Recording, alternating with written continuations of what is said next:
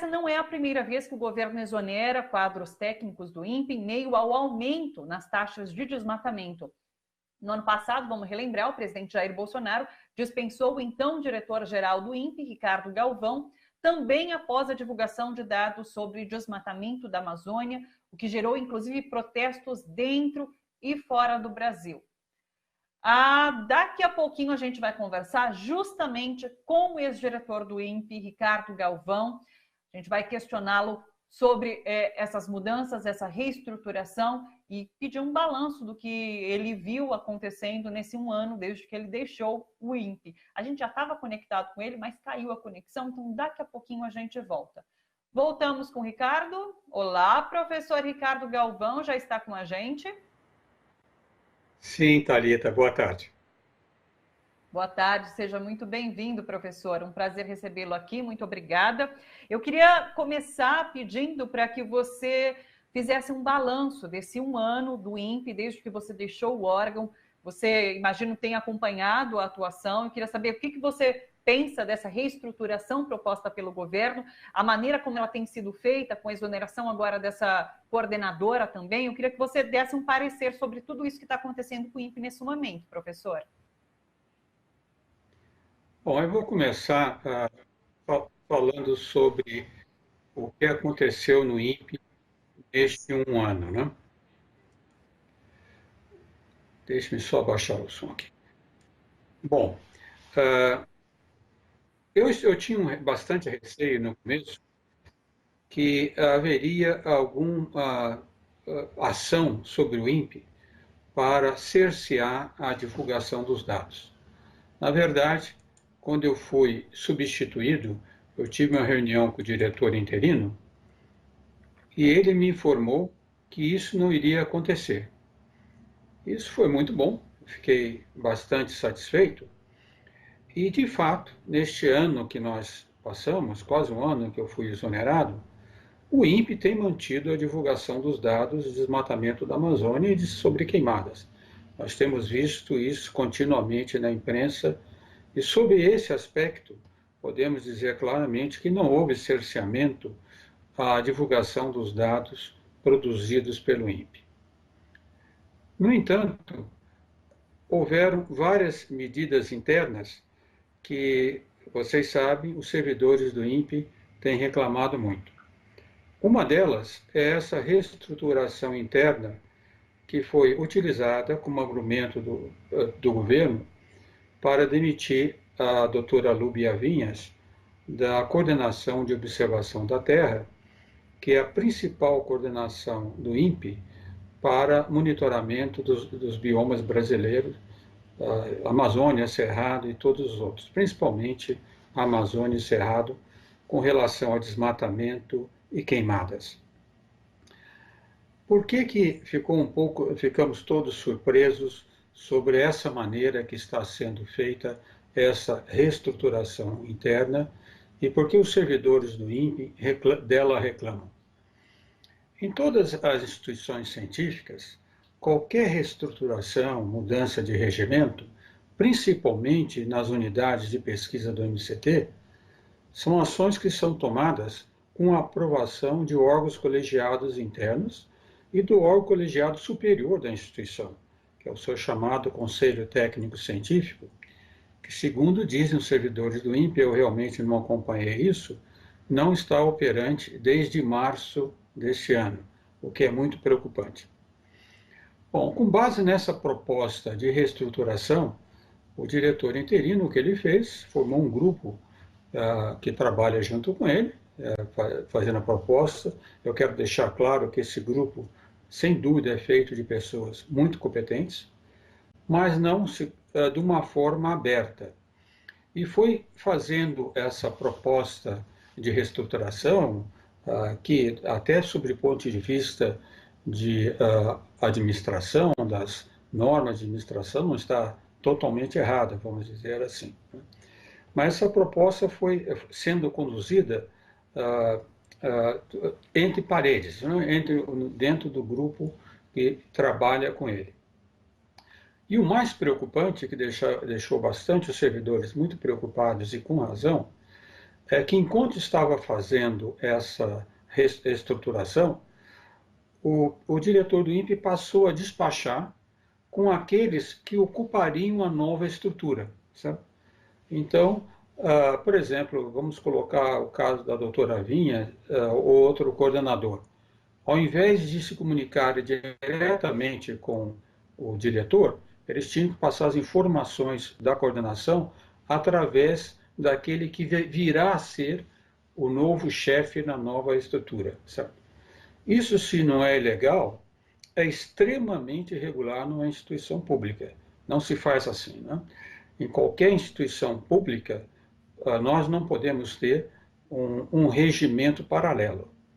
Tudo tem que funcionar, inclusive por questão de responsabilidades de chefia, dentro de um regimento interno, de uma estrutura interna formalmente aprovada.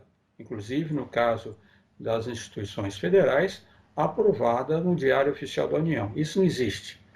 Essa proposta do atual diretor não foi aprovada ainda e está sendo discutida, segundo disse o próprio ministro. Né?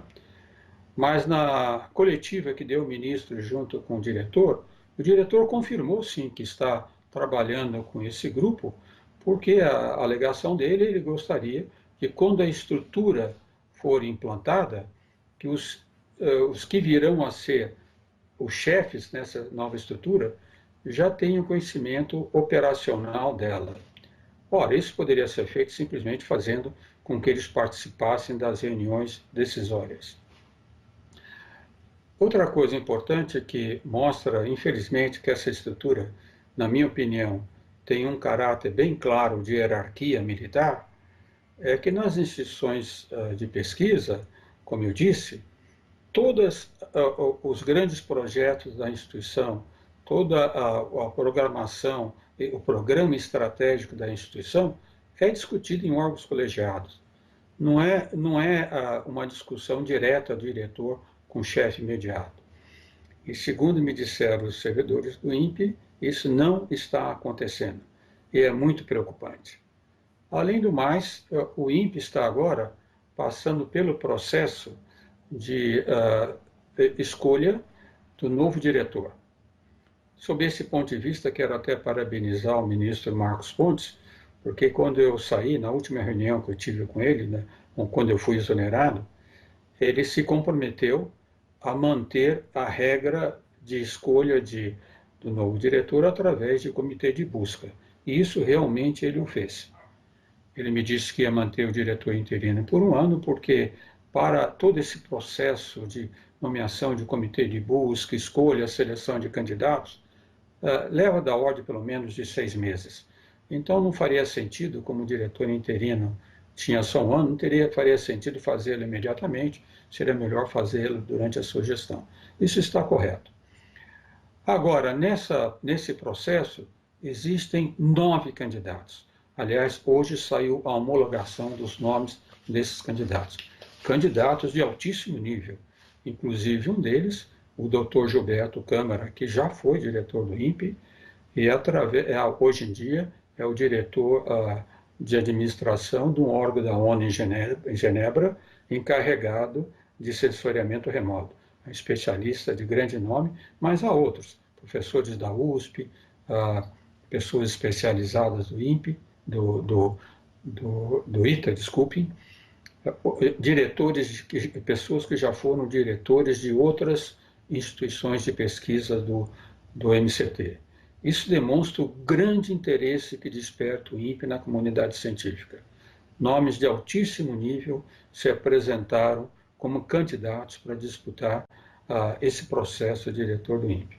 Ora, se o Dr. Darkton Damião, que é o diretor interino, ele está fazendo todo esse programa de reestruturação interna, tudo comandado por ele, naturalmente ele leva uma grande vantagem nesse processo de seleção. E isso é muito preocupante. Eu acredito que o ministro nunca deveria ter feito isso, uma reestruturação interna, com um diretor interino. Deveria esperar a nova direção, tudo fosse instalado e a discussão ser feita dentro dos procedimentos normais para instituições de pesquisa. Isso não foi feito. Inclusive, eu até disse numa entrevista ontem, eu espero que o ministro Marcos Pontes não bata o martelo e institua esse novo regimento do INPE antes de ser nomeado o novo diretor. Porque se ele o fizer, ele vai ser realmente fortemente criticado pela comunidade acadêmica. Não tenha nem menor dúvida, e sofrerá a reação de servidores do INPE. Sim. Professor Galvão, numa entrevista recente, você falou sobre essa questão do desmatamento e como o INPE tem feito os alertas, né? Você falou que no ano passado o INPE chegou a fazer notificações diárias sobre queimadas e desmatamento e que você não via o IBAMA agindo. Essa semana, o Hamilton Mourão, vice-presidente, que está encarregado desse Conselho da Amazônia, ele foi questionado sobre ações para conter, de fato, desmatamento e queimadas na Amazônia, tendo em vista esses altos índices que foram apresentados recentemente. E ele falou que a medida, nesse momento, era a manutenção do Exército lá na região da Amazônia, para garantir que isso não aconteça mais. Enfim, ele até chegou a decretar hoje a proibição de queimadas. Existe falta de conhecimento de como atua o INPE e de como ele poderia contribuir para que essas situações não chegassem a esses números extremos? Você acredita que, de fato, não há comunicação ou é falta de conhecimento de como funciona e como poderia agir? O que você tem visto em relação ao modo como Hamilton Mourão tem conduzido esse problema na Amazônia? Muito boa pergunta, Thalita. Eu vou começar primeiro falando sobre o governo, né? Eu já vou dar uma resposta direta. Não é falta de conhecimento, mas é falta de vontade de agir, ou mais ainda, intenção de não agir corretamente. Essas informações que diz que o INPE passa ao governo, não é que o INPE passe ao governo. O INPE tem um sistema de alerta diário de desmatamento e também um sistema de monitoramento de focos de incêndio, projeto Queimadas, em que todos os dados são diretamente disponíveis na página do INPE, a qual o IBAMA tem acesso imediato. Isso foi um acordo de há muito tempo, que eu renovei, inclusive, com a presidente do IBAMA, quando estava diretora, a Sueli Araújo, que não é necessário o INPE dar o alerta. Basta o IBAMA, o Ministério do Meio Ambiente e o governo, entrar no site do INPE e eles têm acesso direto. Então, se eles quiserem agir, eles podem fazer. E nós temos a prova disso, né? Em 2004, tivemos aquele pico de desmatamento enorme na Amazônia, mais de 27 mil quilômetros quadrados. Foi quando a Marina Silva, ministra do Meio Ambiente no governo Lula, solicitou ao INPE para desenvolver esse sistema de alerta diário de desmatamento, e não só a produzir o resultado anual, mas o sistema alerta de desmatamento. E usando esse sistema, e com ações contundentes dela e dos ministros que a seguiram, Carlos Minck, Isabel Teixeira, até mesmo Sarney, o desmatamento na Amazônia decresceu de 80%, mais que 80%. Baixou de mais de 27 mil quilômetros quadrados em 2004, da ordem de 4 mil quilômetros quadrados em 2012. Infelizmente, aí, até no governo Dilma, começou a crescer novamente, porque as ações de controle e fiscalização pelo IBAMA foram arrefecidas bastante, já começando, devo deixar claro, no governo Dilma, mas fortemente agora no governo Bolsonaro. Então, se todos se lembram, já durante a campanha, o presidente Bolsonaro tinha um discurso completamente contrário à ação de fiscalização com relação ao desmatamento. E outras, né? Ele chegou a punir fiscais do IBAMA, chegou a dizer que não haveria nem mais 1 centímetro quadrado de terra concedida a reservas indígenas ou a parques nacionais, e criticou fortemente os agentes do IBAMA e do ICMBio. E uma das ações importantes que começaram no governo, na gestão da Marina Silva, que é de punir os madeireiros, não? Até queimar equipamentos, não? Isso foi proibido no governo Bolsonaro. Vocês se lembram que 2 fiscais do IBAMA, que assim o fizeram, se me lembro bem, no Amapá, não? Então, de confiscar equipamentos de desmatamento, foram desonerados. O ministro Ricardo Salles exonerou vários chefes de divisões regionais do IBAMA e não colocou outros, né? Inclusive, eu falei, eu acho que uns 4 meses atrás, com a divisão do IBAMA em Paratins, na Amazônia, não tinha nem 2 funcionários atuando. Ele reduziu bastante. É verdade que houve uma diminuição de pessoal em todos os órgãos do governo, como disse o general Mourão, mas isso não justifica a não ação. Muito mais que a diminuição de pessoal, foi o discurso do governo contrário a qualquer ação mais contundente de fiscalização e punição. Isso é muito importante.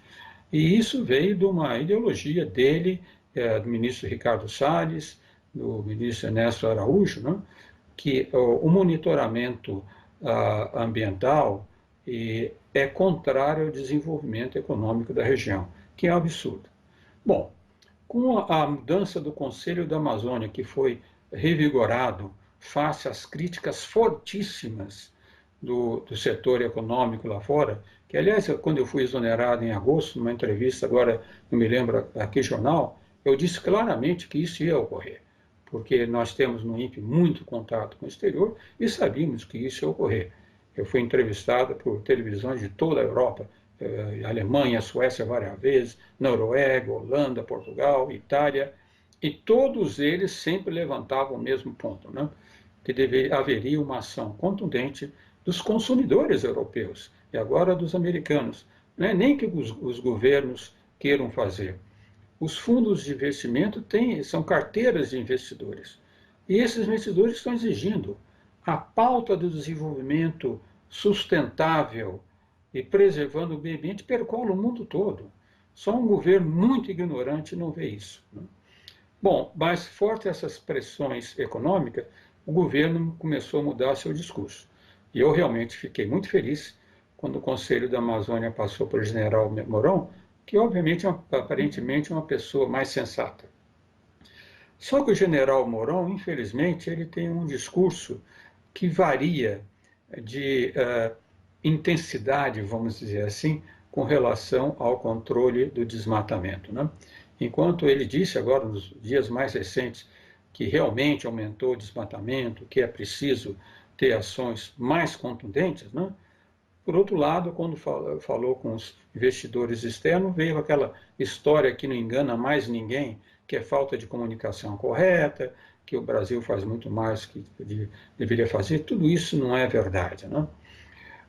E o que é mais preocupante, quando eu fui analisar o Conselho da Amazônia, como ele foi estabelecido, é a sua composição. Como foi comentado na imprensa, não existe nenhum secretário, nenhum representante das secretarias estaduais dos estados amazônicos nesse conselho. O general Mourão disse que os vai consultar, mas uma coisa é consultar, outra vez é ter ação efetiva. Não existe nenhum representante da comunidade científica, nenhum representante da Academia Brasileira de Ciências, por exemplo. Nenhum representante do meio empresarial especializado em desenvolvimento sustentável, baseado na biotecnologia disponível na Amazônia. Existem várias empresas na Amazônia que fazem um ótimo serviço, que poderiam estar representados lá. Então, nada disso há, né? Então, por isso que na última entrevista que eu dei à Globo, eu coloquei um desafio direto ao general Mourão, que ele apresente em 3 meses, da hora de 3 meses, um plano efetivo do que eles estão pensando em fazer desenvolvimento sustentável na Amazônia, baseado na sua biodiversidade. Ele não precisa de fazer muito trabalho. Existem vários planos já muito bem elaborados, começando pelo 2008, da Marina Silva, que foi renovado, os livros publicados, muitas coisas muito bem feitas, tem até um livro recente, pequeno, mas bem claro, do Ricardo Abromovai, um colega da USP. Então, tudo isso está disponível, né? Então, quando ele disse que falta ações, não é que não falta ações, é porque não quiseram fazer. Se eles sabiam que esse era um problema e tinha intenção, esse plano já teria sido trazido como um plano de governo. E não foi feito nesse 1 ano e meio, e eu duvido muito que seja feito nos próximos meses, a não ser que a pressão externa seja tal que eles percebam que o Brasil vai quebrar se não fizer nada. E, finalmente, um ponto muito importante que disseste é a ação das Forças Armadas, em particular do Exército na Amazônia. Realmente, para os fiscais do IBAMA e do ICMBio e outros órgãos de controle e fiscalização atuar na Amazônia, é absolutamente necessário ter o apoio do Exército, porque os matadores e mineradores ilegais não é gente que basta chegar e conversar, eles reagem. Como eu vi na Amazônia, eles reagem. Só que ele está fazendo da forma errada. Né? O Exército tem que atuar como uma força de apoio e não a força controladora. Na maneira que eles atuaram na última ação, se não me engano, o Arco Verde, que eles chamam, eles colocaram isso sobre o comando do Exército. Então, o IBAMA, o ICMBio e os outros ficaram subjugados ao comando do Exército. Isso é absolutamente errado. É como pegar, como eles fizeram já algumas vezes, e colocar o Exército para fazer o trabalho de polícia nas grandes cidades. Né? O Exército pode dar até apoio, mas no caso de polícia tem que ser a polícia militar, a polícia civil. No caso da Amazônia, pior ainda, porque os militares na Amazônia, eles fazem bom trabalho, mas todos sempre muito preocupados com a questão de segurança nacional. Penetração nas bordas, questão de tráfego aéreo, eles devem trabalhar nisso, correto, é importante para o Brasil que eles façam. Mas com questão de desmatamento, queimadas, ocupação de terra, eles não entendem nada. E eles, quando agem sob esse aspecto e vão tomar ação sob o comando dele, fazem muitas besteiras. Isso não deve ser feito. Deixe para quem entende, deixe para fortaleça o IBAMA. É absolutamente essencial voltar a fortalecer o IBAMA, o ICMBio, tirar os coronéis que foram colocados em posições de comando no IBAMA e colocar civis que realmente entendam do assunto e sejam especialistas na região. O problema é que, como você mesmo coloca, professor, não há vontade política de fazer tudo isso, né? Não há intenção de agir dessa forma que poderia salvar a Amazônia, poderia fortalecer o INPE. E daí, diante disso, diante inclusive desse panorama que você coloca, o que esperar para o futuro? O que esperar do INPE? Você falou de uma eleição que vai acontecer agora, de uma eleição de um novo diretor que vai assumir, um novo presidente que assume o INPE agora. Mas, diante desse quadro de o INPE sendo desrespeitado ou não agindo a partir dos dados que o INPE apresenta, é possível pensar na mudança nesse momento, que um novo diretor, um novo presidente ali colocado, vai conseguir mudar o que tem ali dentro? Há insatisfação por parte de técnicos, isso já está colocado. Então, essa é a minha questão. É possível mudar a partir de agora? E também o que vai ser da Amazônia daqui a um tempo, com esse desrespeito, com essa não agir que você mesmo disse, com o INPE tentando, de alguma forma, eu acredito, é claro que os técnicos ali dentro não só servem dados, mas eles servem dados com o propósito de fato, salvar a Amazônia ou enfrentar desmatamentos e queimadas, e isso não está acontecendo. Então, qual é o futuro do INPE e da Amazônia? Tá, então vamos começar pelo futuro do INPE. Né? Com relação ao INPE, primeiro, é claro, o INPE não é só responsável pela questão ambiental, é responsável pela meteorologia, todos nós conhecemos o CPTEC, é responsável pelo desenvolvimento de satélites brasileiros, e tudo isso é feito no INPE, e também tem uma grande atividade científica em ciência espacial. Eu não tenho receio com relação ao INPE, Thalita, devido ao quadro de pessoal que está lá, que eu conheço muito. Né? São pessoas de altíssima qualidade, cientistas prestigiados no exterior, que têm uma produção científica notável, e aqueles que não são cientistas, são engenheiros, têm uma capacidade técnica invejável. Esse pessoal não vai se deixar dobrar.